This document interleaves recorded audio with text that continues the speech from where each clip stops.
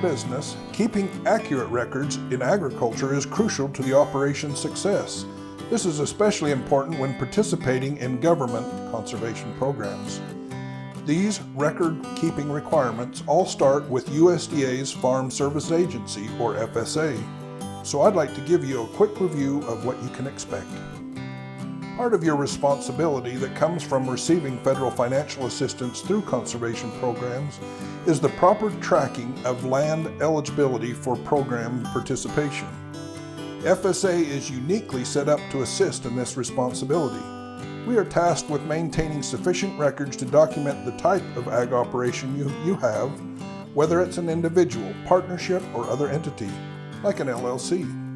That information will also include what land parcels you own and/or lease in your operation. You will always be asked to verify your annual income so that FSA can report back that you are eligible to receive federal financial assistance, according to the Farm Bill requirements. If you have already worked with FSA, it may be a simple thing to just update your records with any new information that you may have changed since your last review of your records. If you are a new producer, then a visit to the FSA office is necessary to complete the forms necessary to verify your eligibility to participate in various Farm Bill programs. Deeds or other proof of land ownership must be completed before proceeding. Don't be afraid. The forms may look a little intimidating at first, but the FSA staff will walk you through the process step by step.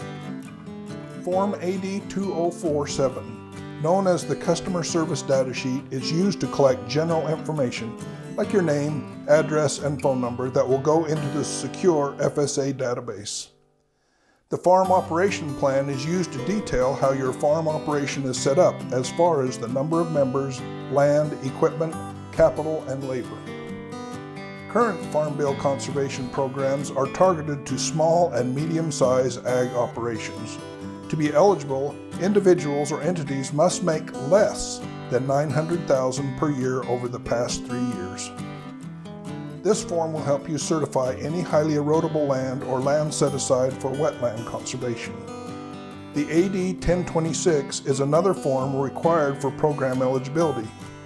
Congress has made it clear that the financial assistance available through conservation programs cannot be used to increase erosion on lands that are highly erodible or to drain or fill wetlands.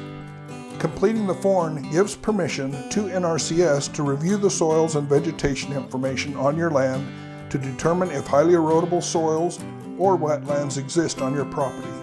If so, then NRCS will work with you to avoid anything that would violate the provisions of these conditions.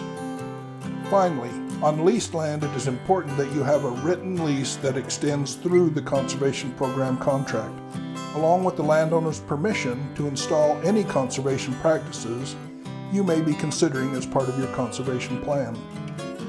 It can be as simple or detailed as you and the landowner want it, but it must cover the contract period and grant permission to install program contracted items. NRCS periodically is required to annually spot check a certain percentage of contracts to ensure the lease requirement is being met. Having this completed up front will avoid problems later on. The ultimate prize for your efforts will be a clean and current farm data report that will become the basis for developing your conservation plan and future conservation program contracts. To learn how to get started in this planning process, you can check out the Get Started link on the NRCS website. Thanks for watching.